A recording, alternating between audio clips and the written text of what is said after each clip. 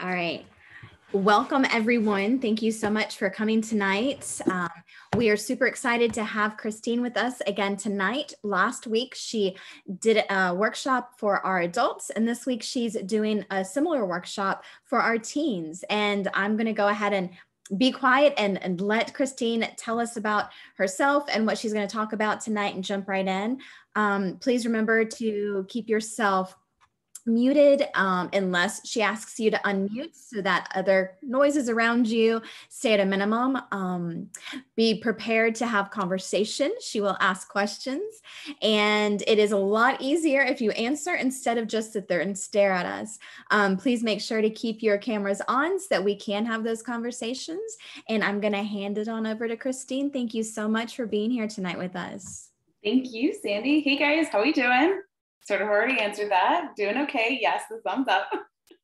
I'm Christine. I am a therapist, also known as a counselor. I'm here in Chattanooga, and I have been working with children and adolescents for about 7.5 years. I don't know. I needed math is hard for me. So we'll just kind of round it out to 7 for right now. I did a lot of family work for a while, and now I'm doing a lot more one-on-one. I've been doing that for about 4 years now, which is really fun. And so now I see like this really fun mixture of like children's, teens, and young adults. My focus has always been working with people who have had really bad things happen to them, or people who have had just really difficult struggles with their life, and they're just, not really sure where the support is or what to do, or they're having a hard time finding support. And so that's kind of always been my role, and I really like it. Let's see, we'll do some fun facts about me. I am not from the South. I am from a state called Michigan, which is shaped like a hand. I'm from here. And working out of my house. Welcome to my home office.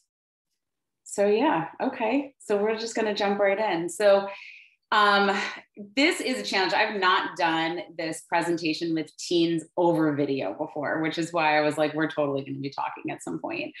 Because with adults, it's a little bit different. With kids, it's, kids and teens, it's a little bit more challenging. So this presentation is geared towards a wide range of ages. So a couple of the screens might look like they're a little bit more like just really information heavy. But I talk through a lot more of it than, you guys just sitting here and reading it. So what we're going to talk about tonight, it can be a little triggering and it can be a little upsetting. So please, please, please be aware of your own feelings and your own emotions. If you need to take a break, if you need to walk away, if you need to talk to me afterwards, I'll make sure that you have absolute access to do all of that. Okay. But be aware of yourself and take the time away from the screen if you need to take the time away from it. Okay.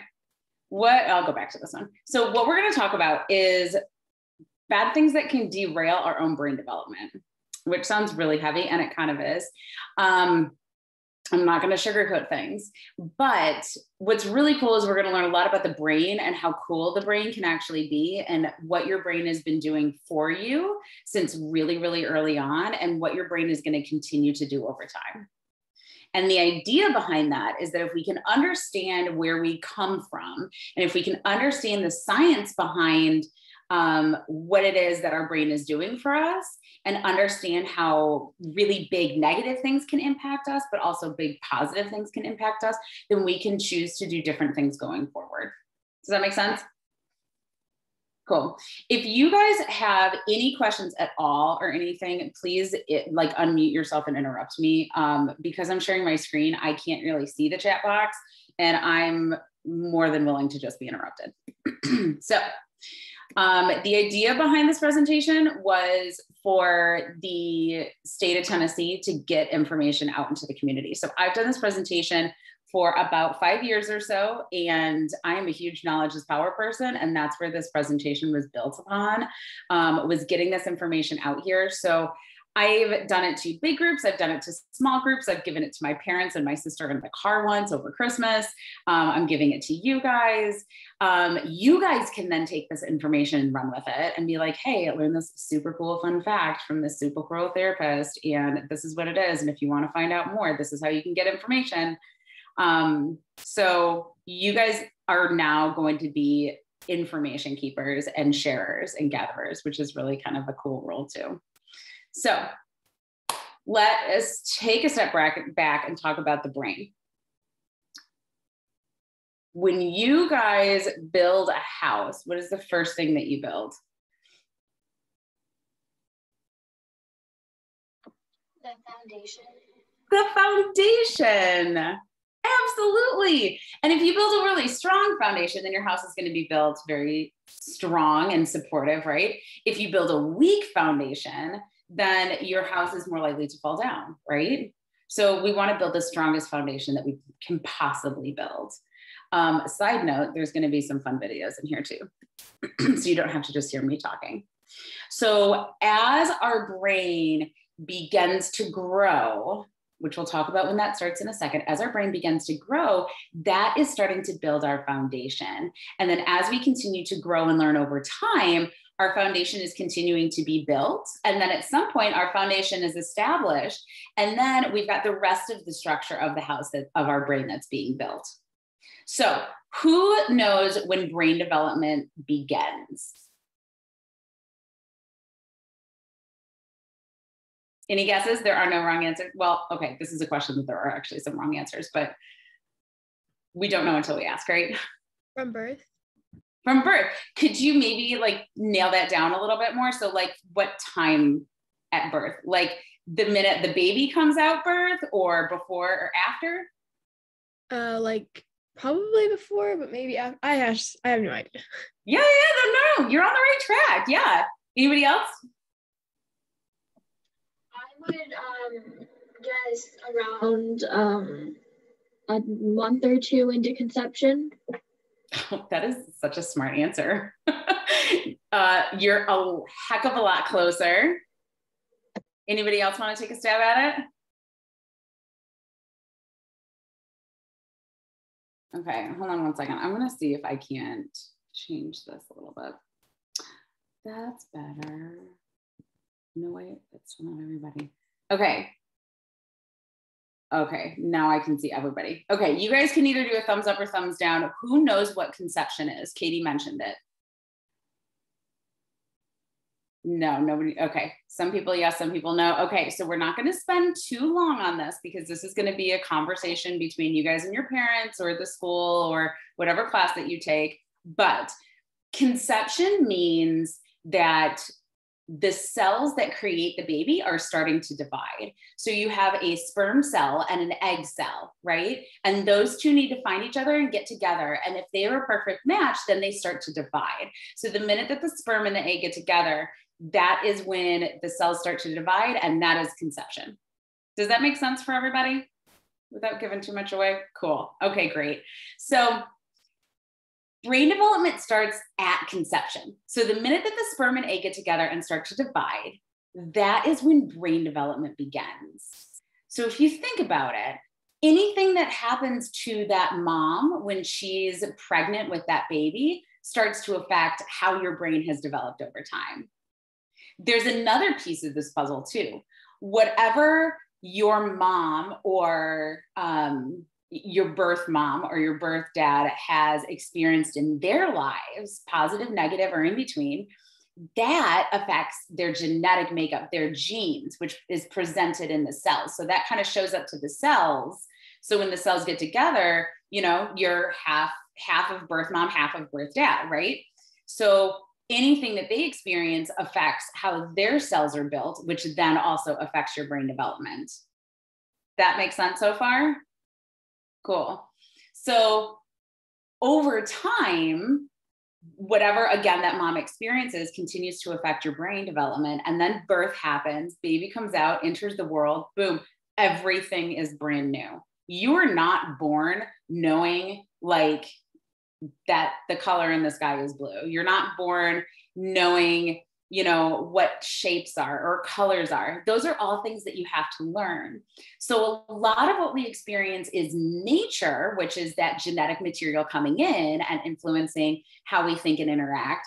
But also a lot of it is environment, is the nurturing around us. Almost got that reversed for a second. So there needs to be like a good balance between the two. So, oops, okay, spoils again. Okay, so how do we learn things? When I mention serve and return, what comes to mind?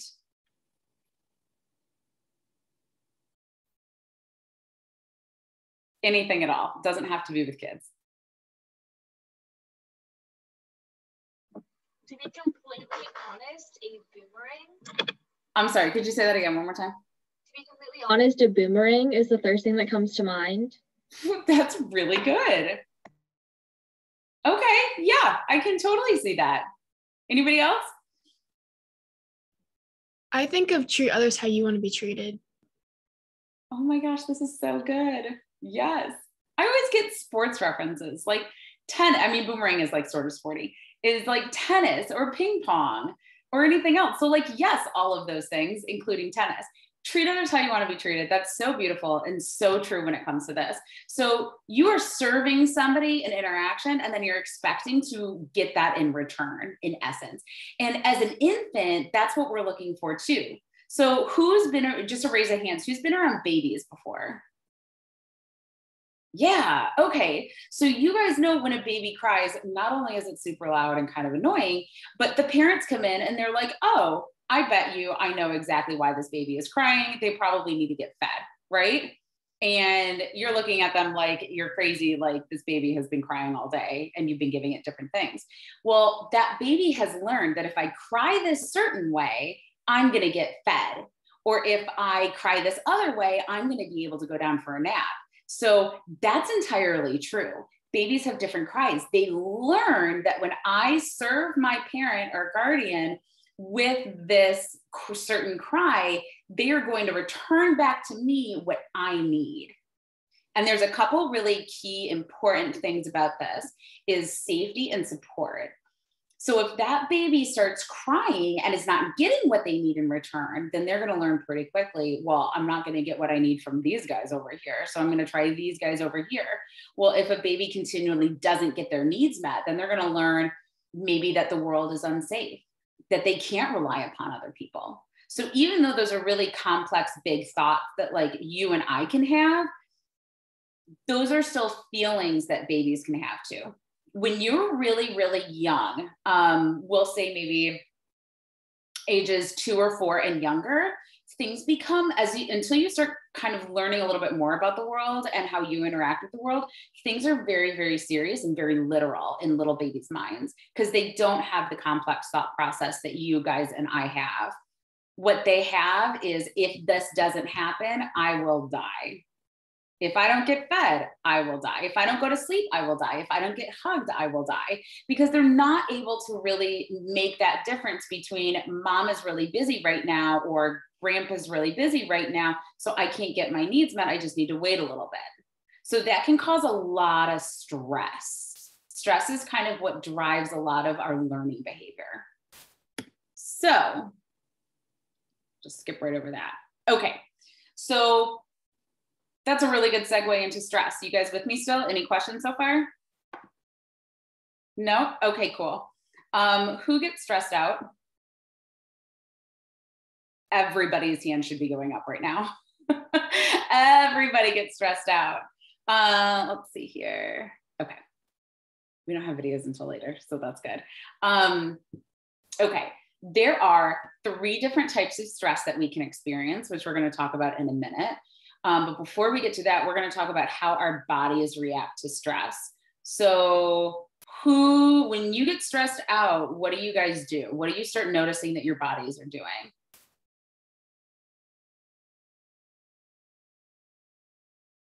Has anybody noticed themselves when they get stressed out? You get kind of frantic and you can't really control your actions as easily. Yes, absolutely. Your brain is like panicking and is like, warning, warning, warning. I need to do all of these things at once. But then all of a sudden it like shuts down, right? Yep, absolutely. Anybody else got any things that they notice when they get stressed out? Whose heart rate goes up when you get stressed? Yeah. Anybody notice that your breathing might change a little bit? Yep.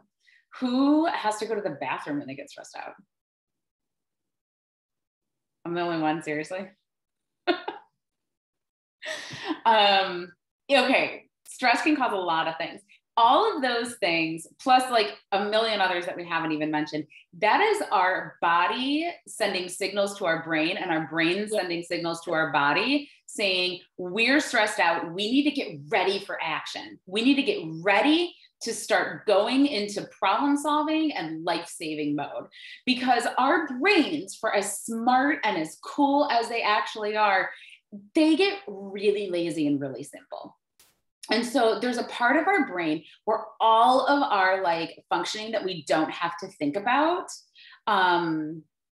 lives. So if you think of your brain as like a little fist here, right?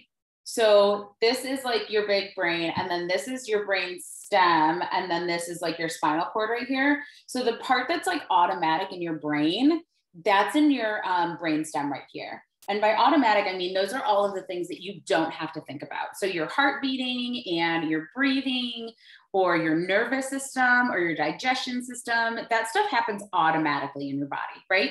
That's where that part lives in your brain. Our reactions to stress also live in that part of our brain too. So who has heard of fight, flight, or freeze? Yeah, so those are the three ways that every single human being on this planet can react when they're feeling stressed out. Now, what it looks like with different people in different situations is completely different, because we all have completely different foundations, okay?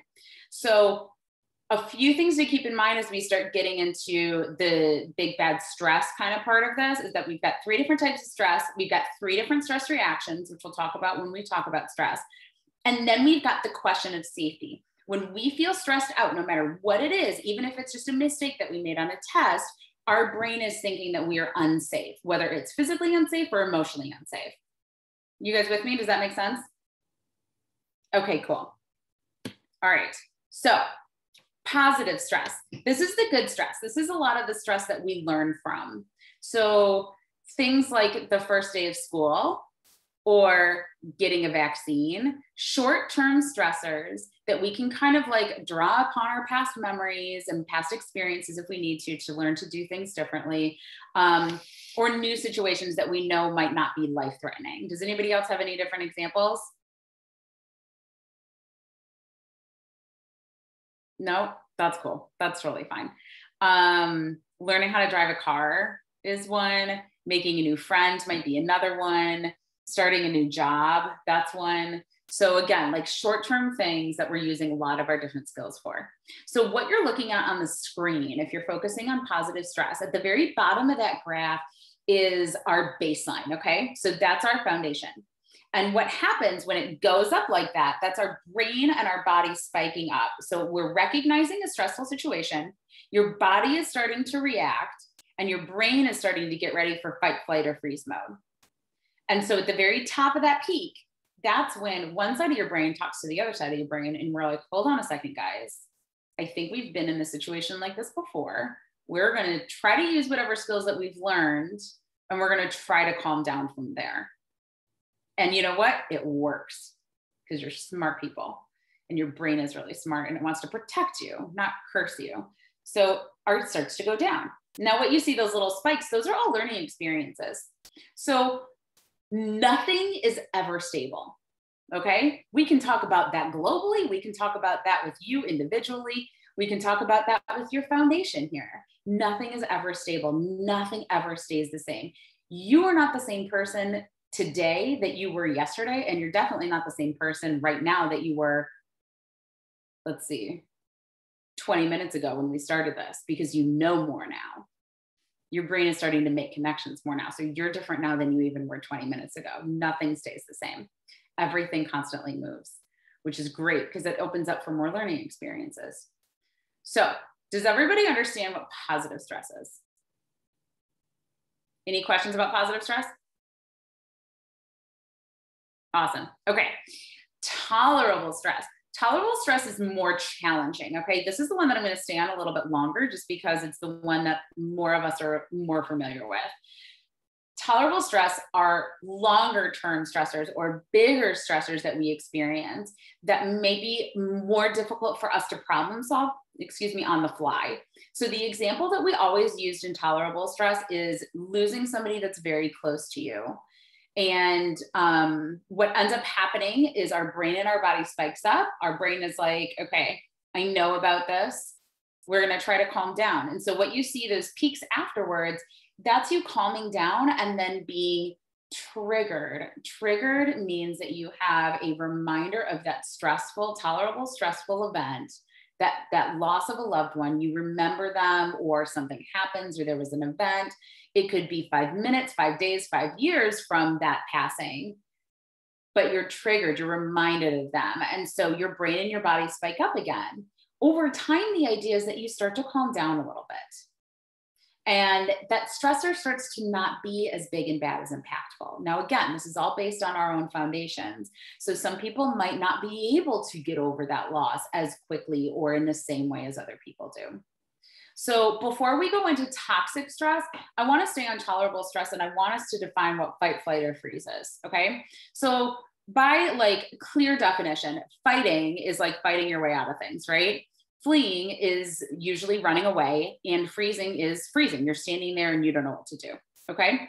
But again, it looks different for every single person, okay? Does anybody have an example in their own life where they've gone into fight, flight, or freeze mode? And you don't have to say like what the stressor was, but you can say like how you reacted and what fight, flight, or freeze meant to you. It's okay if you don't, because I got a really good one. No? Okay, cool. Okay, so when I talk to clients about this is the example that I always use, because it's really, we talk about it in tolerable stress because it's a tolerable, stressful event for me, but also we can integrate positive and toxic stress with it. So I am terrified of cockroaches, just absolutely terrified of them, okay? I don't know where it came from. This is not my therapy session. It's just, it exists, okay? By nature, I'm really good at assessing a situation and then acting pretty appropriately. Usually, I'm not running away. I'm just kind of trying to get out of it. If I have to stay, I'm really good at staying in fight mode. So we can also move our stressors depending on the situation, depending on what our brain is assessing for, okay? So if we're looking at tolerable stress, what we see at the very bottom is my baseline. Now, I see a cockroach in my house. My brain and my body are spiking up. I'm at the peak right now. I am freaking out. I'm freezing. Very rarely in my life do I freeze. I freeze. So I'm standing there, and sometimes my breathing changes. My heart starts to race. Sometimes I might get a little shaky. Depends on how fast it is and how alive it is. I have a lot of bug spray in my house, so it's usually not that alive. Well, what I've learned throughout my time in the South, because we don't have cockroaches up north like you guys have down there. It's pretty nuts. So what I've learned down here is that if I don't take care of this bug very quickly, it's going to run away, and it's going to hide, and it's going to find friends, and it's going to multiply. It's going to become a bigger problem if I don't take care of it, right? You guys all know this. So I bring into the party everything that I've learned since moving down here. And then I adapt it to my own tolerance level of being able to take care of said bug. So I can't get that close to them, even when they're dead as a doornail. So I'm in freeze mode. My brain is telling me what I need to do to take care of it. Well, I am the only one here that can take care of it. So I then immediately switch to fight mode to try to get rid of it, right? So I run to my closet and I grab my vacuum and I put on all of the attachments that I can possibly attach to it. And then I suck it up and then I dump it in the toilet for good measure. And then that's it, I'm done. So depending on the situation that you're in, you can move in between fight, flight, and freeze in order to get yourself to safety. Because in that minute, even though it's a tiny black bug, it's still terrifying to me, and my brain is saying danger, danger, danger. So let's talk about tolerable stress, okay? So, those spikes that you see afterwards, sometimes, depending on how alive and how fast that bug is before I take care of it, if it's in my kitchen, let's say, and I go to bed that night, the next morning when I go in my kitchen, I might hesitate at the doorway, flip the light on, and then take a step back, allowing those bugs to like hide so that I don't get to see them, right? It sounds really silly. This is absolutely true.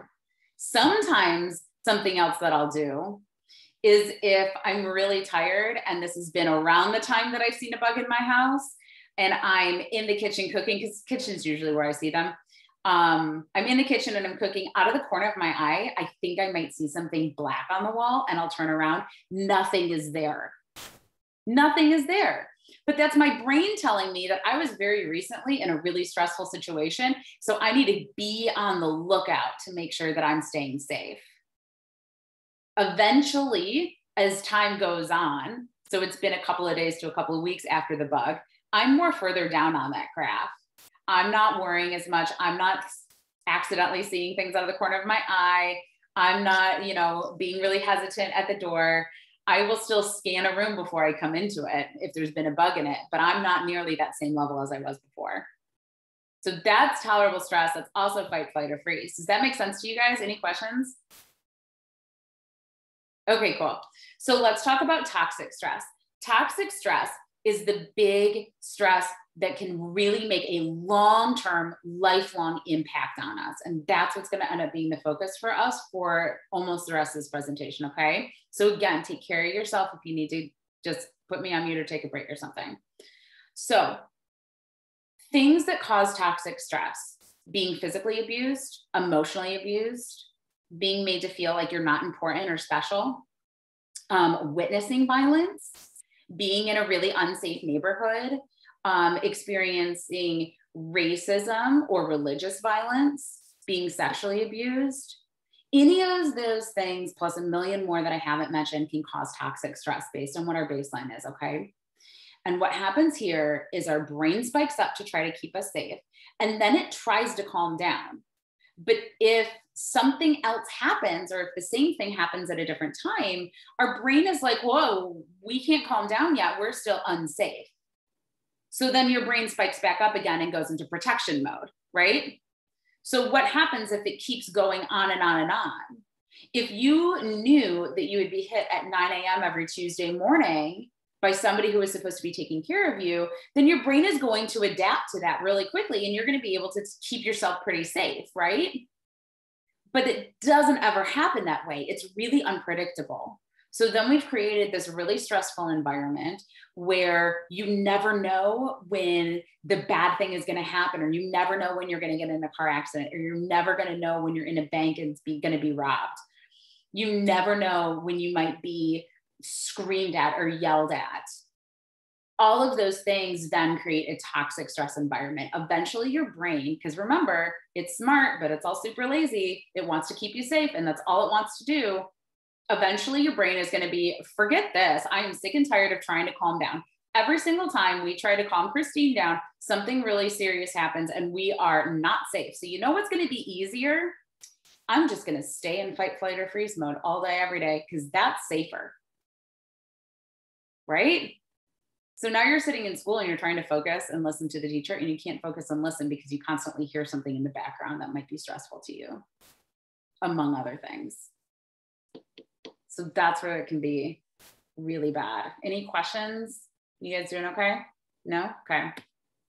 All right, we're gonna skip that slide. So one of the things that I haven't mentioned yet, because they took that slide out, you guys get to see my fun little crayon drawing. So to go back to brain development really quickly, so we can focus on this slide. Okay, let me go back. Brain development, again, starts at conception, right? And then we've got ages 0 to 2, where our brain is just like going crazy learning things. In order for us to learn something, we need to have 2 brain cells connect together, right? They're called neurons. And between ages 0 and 2, your brain is making 1 million neural connections per second, which is okay, at this point, it's pun intended, which is a mind-blowing number. Like it's so hard to like understand what that number actually means. You are taking in everything, because remember, everything is brand new. Well, then after the age of 2, between like 2 and 10 or 12, then your brain starts getting rid of a lot of those things that it doesn't need. Raise of hands, who has seen the movie Inside Out? Yes, okay, almost everybody. So everybody's homework tonight is to rewatch that movie Inside Out, because what happens in that movie outside of like the little people running around is actually happening in your brain. So if you've seen the movie, there's a scene sort of towards the end where some of the little brain things, cleaners, they're going through and they're cleaning up a lot of the things that were like just there 2 seconds ago. And two of the feelings, for those of you who haven't seen, I'm not going to spoil it for you, but two of the feelings are like, well, what just happened here? Like, where was all of this stuff? And they're like, well, we're making room for new things. That happens between the ages 2 and 10. Your brain gets rid of the things it doesn't need. What happens around ages 10 or 12, once you start adolescence, is your brain development spikes up again. And that's what they're talking about in this slide. And they're going to explain it way better than I can in the next video, or in the video that we're going to see. But think about like air traffic control at an airport, where you've got like the tower in the middle and all of these planes circling around it. You're trying to balance more things, right? You're trying to understand more things. You're understanding your purpose and your role in this world and how you're interacting with other people in a different way than you were when you were 6, right? So this is essentially what your brain does. This is birth, and it spikes up and then it goes down, but it doesn't go down completely. And then it spikes up again. And then it goes down again, but it never actually stops.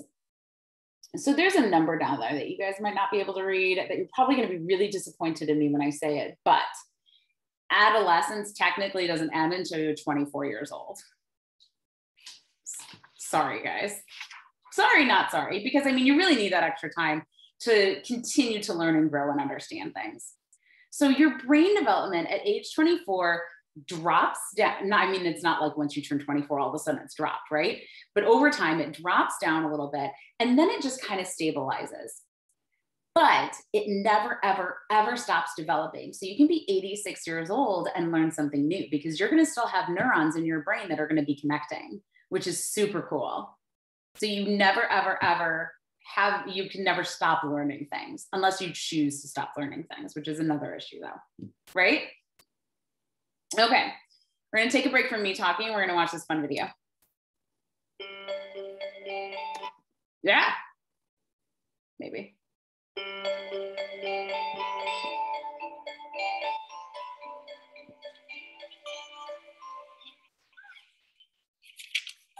Science tells us that the experiences we have in the first years of our lives actually affect the physical architecture of the developing brain.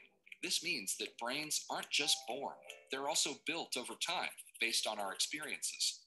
Just as a house needs a sturdy foundation to support the walls and roof, a brain needs a good base to support all future development. Positive interactions between young children and their caregivers literally build the architecture of the developing brain. Building a sturdy foundation in the earliest years provides a good base for a lifetime of good mental function and better overall health. So just how is a solid brain foundation built and maintained in a developing child? One way is through what brain experts call serve and return interactions. Imagine a tennis match between a caregiver and a child, but instead of hitting a ball back and forth across the net, various forms of communication pass between the two, from eye contact to touch, from singing to simple games like peekaboo. These interactions, repeated throughout a young person's developing years, are the bricks that build a healthy foundation for all future development. But another kind of childhood experience shapes brain development too, and that's stress. Good kinds of stress, like meeting new people or studying for a test, are healthy for development because they prepare kids to cope with future challenges. Another kind of stress, called toxic stress, is bad for brain development. If a child is exposed to serious ongoing hardships like abuse and neglect, and he has no other caregiver in his life to provide support, the basic structures of his developing brain may be damaged. Without a sturdy foundation to properly support future development, he's at risk for a lifetime of health problems, development issues, even addiction. It's possible to fix some of the damage of toxic stress later on, but it's easier, more effective, and less expensive to build solid brain architecture in the first place. One of the things that sturdy brain architecture supports is the development of basic emotional and social skills, an important group of skills which scientists call executive function and self-regulation, can be thought of like air traffic control in the child's mental airspace. Think of a young child's brain as the control tower at a busy airport. All those planes landing and taking off, and all of the support systems on the ground simultaneously demand the controller's attention to avoid a crash. It's the same with a young child learning to pay attention, plan ahead and remember, and follow lots of rules. Like all of us, kids have to react to things happening in the world around them, while also dealing with worries, temptations, and obligations on their minds. As these demands for attention pile up, air traffic control helps the child regulate the flow of information, prioritize tasks, and above all, find ways to manage stress and avoid mental collisions along the way. Having this ability is a necessity for positive and level mental health. Developing effective air traffic control, overcoming toxic stress, and building solid brain architecture are things kids can't do on their own. And since strong societies are made up of healthy, contributing individuals, it's up to us as a community to make sure all young people have the kinds of nurturing experiences they need for positive development. To build better futures, we need to build better brains.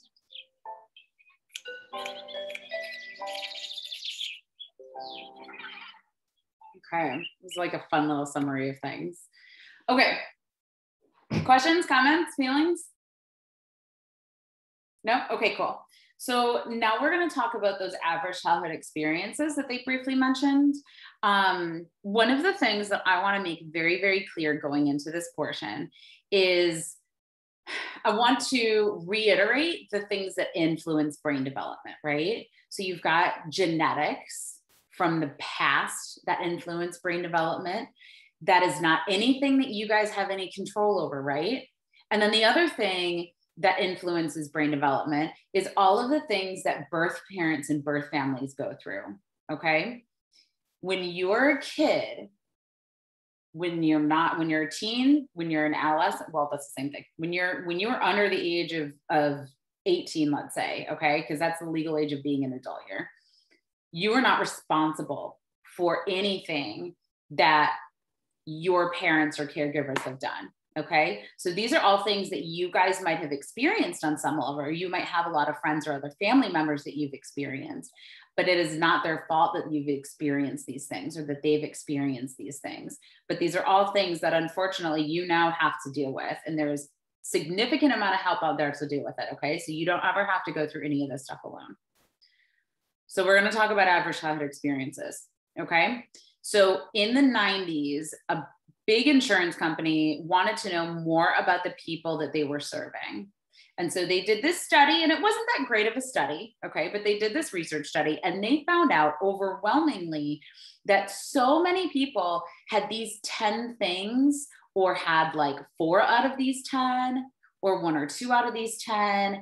And they realized that the more of these 10 things that individuals had, the more likely they had physical health issues, mental health issues, and other lifestyle issues like substance use or having a hard time keeping down a job or relationships. So we're going to learn what these 10 things are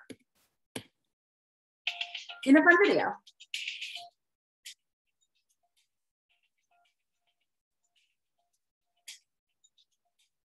What does your parents' divorce have to do with your risk for heart disease?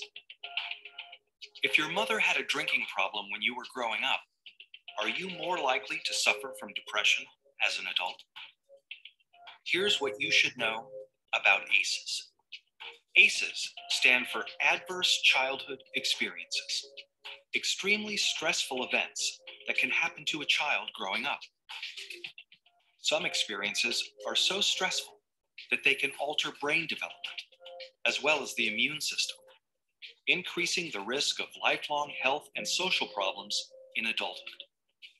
The term comes from the Adverse Childhood Experiences Study, landmark research that shed new light on the root cause of everything from stroke and liver disease to substance abuse and mental illness. In the late 1990s, an epidemiologist from the Centers for Disease Control and a preventive medicine doctor at Kaiser Permanente set out to understand the association between childhood experience and lifelong health. They asked over 17,000 people in the Kaiser Health Plan in San Diego about their health history as well as difficult questions about their experiences growing up.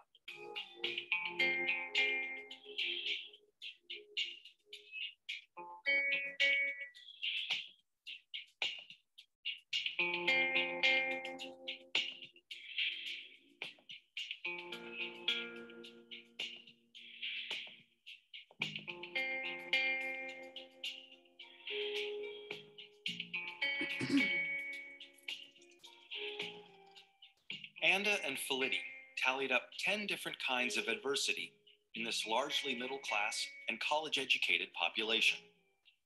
They were stunned to see how common ACEs were. 21% of all respondents were sexually abused as children. 19% grew up with someone who suffered mental illness. 28% had been physically abused. And 2 out of 3 respondents had experienced at least one ACE. The researchers next looked at how someone's ACE score, or the number of adversities they experienced, related to a wide array of serious health and social problems. They saw that the more ACEs someone had, the greater their risk for poor outcomes compared with someone with no ACEs. Someone with an ACE score of 4 had twice the risk of heart disease and cancer. Someone with an ACE score of 5 had an 8 times greater chance of being an alcoholic. And those with an ACE score of 6 or more, on average, died 20 years earlier. With every major problem they looked at in the ACE study, the risk went up for each additional adverse experience in childhood.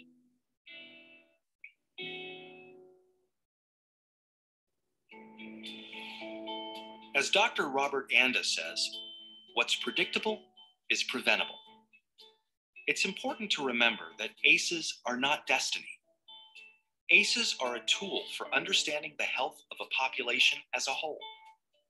For individuals, an ACE score can be a tool for understanding their own risk for health and social problems, and empower them to make changes for themselves and their children.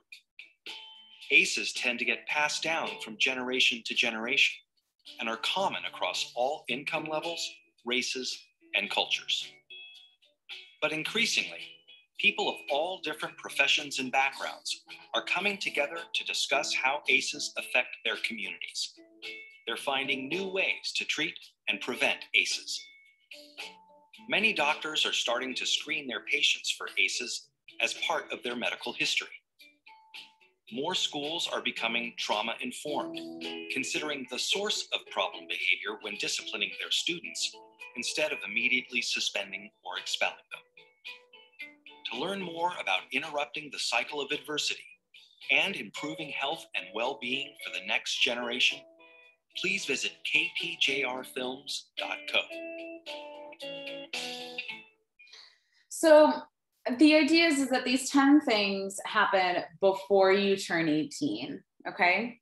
And then those are the things that can influence you lifelong. Now, these things could happen before you're 2 years old. You might not even remember any of these things that have happened, and it can still affect your brain development, okay? Don't need that one. Okay. There is new studies being done because that first study was flawed and it left out a significant amount of adverse childhood experiences that one can experience. So there is something in Philadelphia, they're doing some research and they are doing what's called expanded adverse childhood experiences. This is such a limited list. So like there's the 10 on the one side of the quote unquote conventional ACEs, so the things that we already knew about. But new ACEs that they're proposing are things like witnessing violence, living in an unsafe neighborhood, experiencing racism, living in foster care, bullying, poverty, I know is one of them. It is a really long list, but it is so important that we start considering those things because they did not consider that in the 90s. Skip over all those. So does anybody have any questions, thoughts, or feelings on adverse childhood experiences? No? Okay, cool. Now we're going to talk about resilience and like what you can do.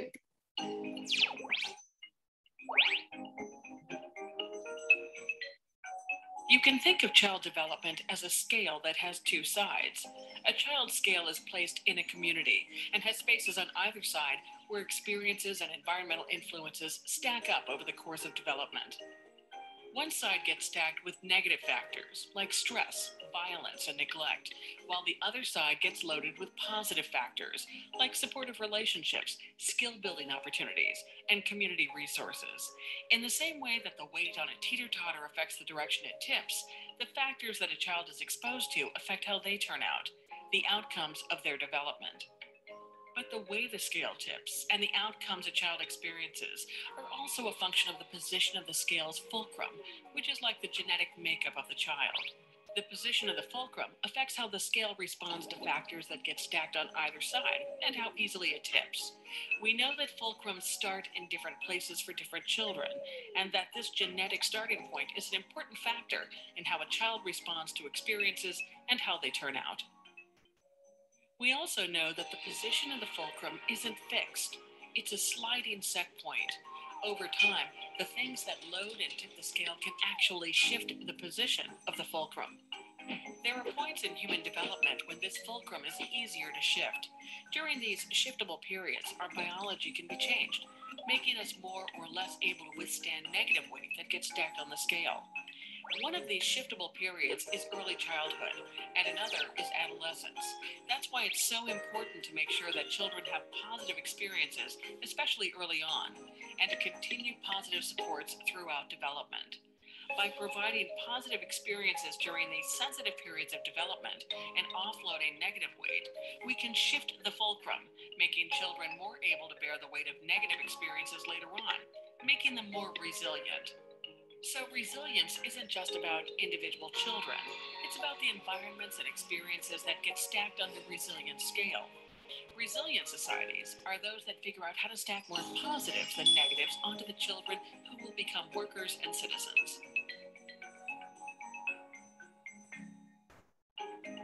Okay, so just like we learned about affirmation, that little fulcrum in the middle can move throughout our whole life too. And again, the idea is that we end up having more positive outcomes than negative outcomes in early childhood. We're going to continue to experience things as we get older, right? So you can reverse a lot of these things. You can learn from a lot of these things. The things that you've experienced in your life, the things that you're struggling with now, don't have to be there forever. And I think that that's one of the most important things, is that this can constantly move because your brain is constantly changing, right?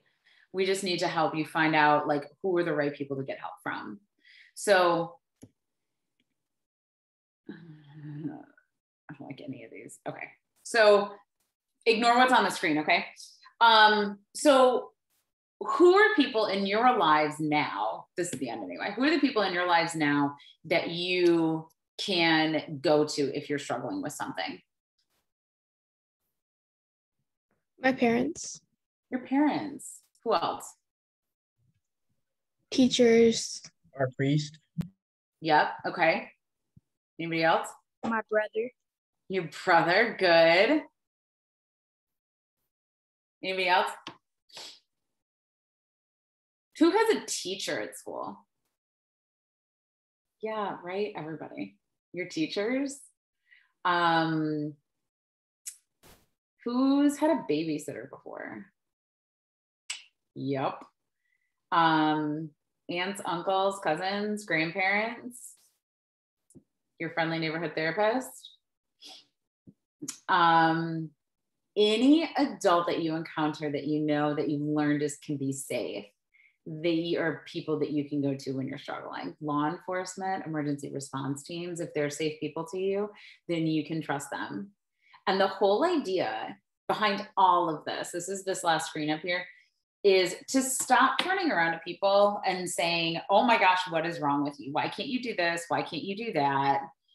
The idea is what's happened to you. What in your life has happened to you that is leading you to act this way or think this way or interact with me in this way? So like if your friend's coming at you with an attitude one day and you're like, I don't know what's going on with what's wrong with you, change that thought from what's wrong with you to, I wonder what's going on with them that is making them lash out on me because I didn't do anything. Does that make sense? Yeah. So if you guys need more information, Sandy's got it. I've got it. I can give you guys all of that stuff. If you feel so moved to take a survey, please go ahead and do so. Don't feel like you have to. But that's it. That's all I have. And we've got 10 minutes left. So I wanted to know if there was anything you guys wanted to talk about or any thoughts or feelings that you have. Yeah, go for it.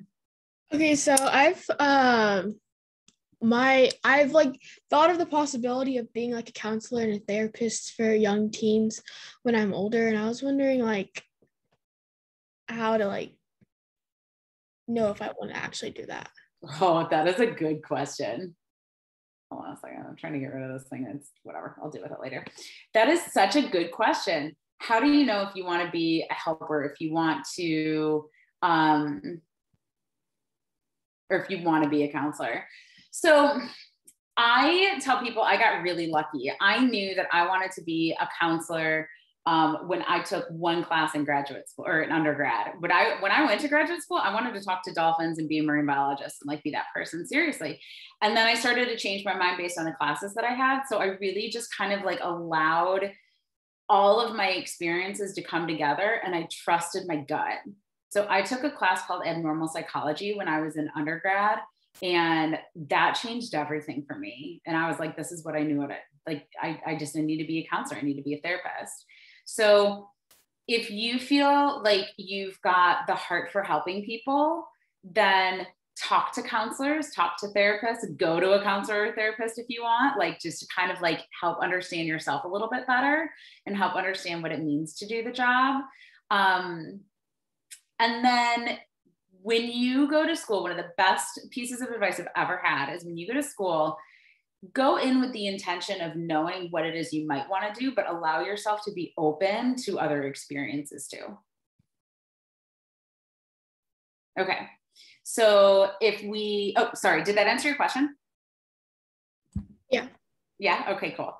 You can always call me too. I love talking to you guys about this stuff. We have a question in the chat box too. If you would yes. If we don't have anyone to go to, what is the healthiest way to deal with stress or triggers? Absolutely. Okay. So the first thing that I would say is if you feel really alone and you don't feel like you have anybody to go to, then go to the people who you are already around. So if it's not your parents or caregivers in the house, reach out to a teacher. You can even reach out to a friend or a friend's parents and just kind of say, hey, I'd really like to talk to you for a few minutes about what you might be struggling with. So get creative with the people around you. It doesn't have to be the people in your same household, because I know sometimes they can't be the most safe either. So what are some really good ways to deal with your stress and your triggers? So this is going to sound really tricky or really silly, but like when it comes to triggers, sometimes if you're able to avoid them until you can get to a therapist to kind of help work on those in a healthier way, avoiding them can be really healthy. As long as you know that that's something that's there that you probably are going to need to work on at some point. To deal with stress, I love taking deep breaths. I mean, deep breaths are great. In through your nose, out through your mouth. Sometimes if you count to 4, that's really helpful. So like in for a count of 4, hold it for 4, breathe out through your mouth for 4, wait for 4. There are tons of YouTube and apps that just kind of like have like a little ball or like a little wave or something that you can just kind of pull up on your phone and just kind of watch it breathe in and out. You can also doodle. Something else that I love teaching people, because it's so simple, is your 5 senses. Who knows what your 5 senses are? Okay, go ahead and list them off. Blake, I saw your name first, or your hand first. Go ahead and tell me what they are. Touch, smell, taste, eyesight, and see. Okay, one more. I always forget when I do this.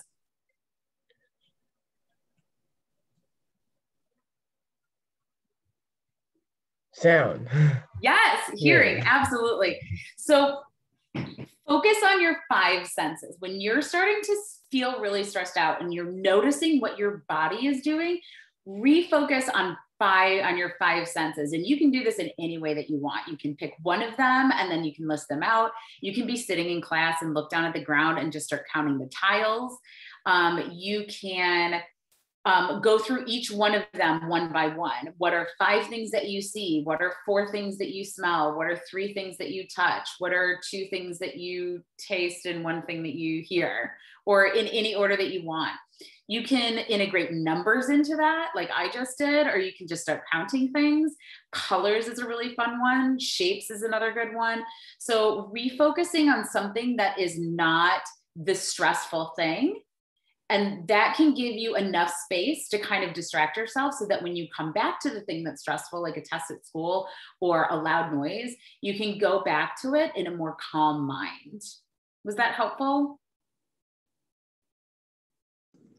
Yes, thank you very much. Yeah, you're welcome. Yeah, go for it. Go for it, Allie. The 5 senses is what I do to help one of my friends when she's having panic attacks. Oh, that's so great. Absolutely. One of the big things, and I'm glad you mentioned panic attacks. One of the big things that you never want to do is tell somebody to calm down, whether it's a panic attack or not. Every single person when they're stressed out has been told at one point or another, well, just calm down. Everything will be okay. No, absolutely. It's making things worse. So if you see somebody that is super stressed out, or if you're really stressed out and somebody else is coming at you at the same level, that is not going to be okay. That's just going to create a whole bunch of tension. So the idea is if you're stressed out or somebody else is stressed out, somebody else comes in low and slow and super calm. So if you're feeling stressed out and you need to get somebody to kind of tag you in so you can get that extra help, tell them what you need. I need you to breathe with me, or I just need you to sit there with me, or, do some of those grounding skills, those 5 senses. It's awesome. Anybody else got anything?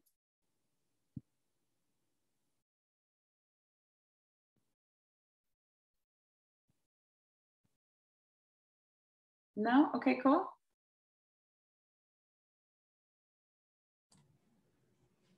No more? That it? No more, I guess so. Wow. That was fabulous. That was almost right at an hour. That was impressive. Thank you so much for that. It was fantastic.